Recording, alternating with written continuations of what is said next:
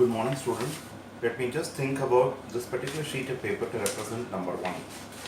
Okay, if I'm going to fold once and I'm going to unfold, this will automatically give you half raised to 1. Then, if I'm going to fold it once again, this particular sheet, and if I'm going to unfold, I will get half square here in fact. Okay, I'm going to fold once again, I'm getting half square.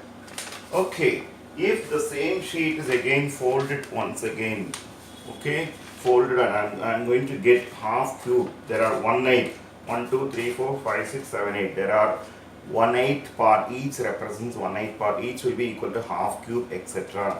We can continue this process according to the size of the paper, as many times as possible according to the size of the paper. What I am trying to find out is, I am going to think about half initially to represent the size of the paper is only this much. Okay, then for half square, the size becomes even smaller. You see over here, half square is smaller, the size is even smaller. When half cube is even further, it is even smaller. Therefore, if I am going to think about the power of half as n, if n keeps on increasing, I am trying to find out the size of the paper every time. Okay, 1 represents the whole sheet of paper, half is only upper half of the, or upper half of the lower half of the whole paper, half raised to 2 is even smaller, half raised to 3 is even smaller. I have shown it to you already, I have folded and made it ready for you. For time, it takes time consuming. Therefore, I have made it ready for you. Therefore, when the power keeps on increasing, the size of the paper keeps on reducing. Therefore, when n is a quantity nearer to infinity, when I am going to look at the paper, size of the paper, you see it is as small as possible, which I may not be able to look through normal eye, for which I may have to use a microscope.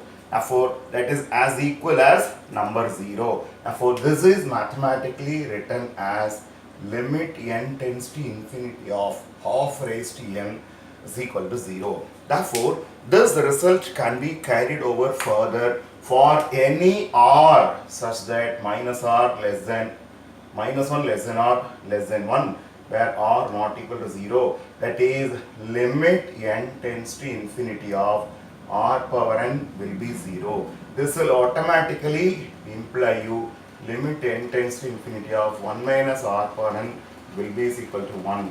Therefore, limit n tends to infinity of a into 1 minus r power n by 1 minus r is equal to a by 1 minus r.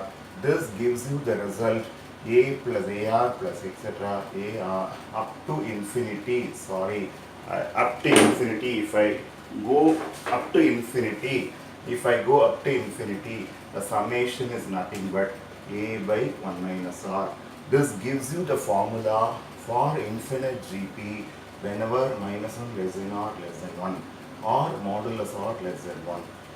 This makes you a clear idea about the formula for infinite GP. I repeat, half raised to n becomes 0 when n tends to infinity. This result is going to be true for any r power n tends 0 and tend to infinity for every r between minus 1 and 1. Therefore, 1 minus r power n will tend to 1 when n tends to infinity. A into 1 minus r power n 1 minus r will tend to a by 1 minus r. This is the formula for sum up to n terms for a GP. Everybody knows. Therefore, whenever r is a quantity below 1, therefore, when n tends to infinity, I am supposed to think about the summation up to infinity. For a plus ar plus etc. up to infinity, the formula becomes a by 1 minus r. Whenever minus 1 less than or less than or modulus or less than 1. This gives you a clear idea how to go about formula for infinite GP. Thank you.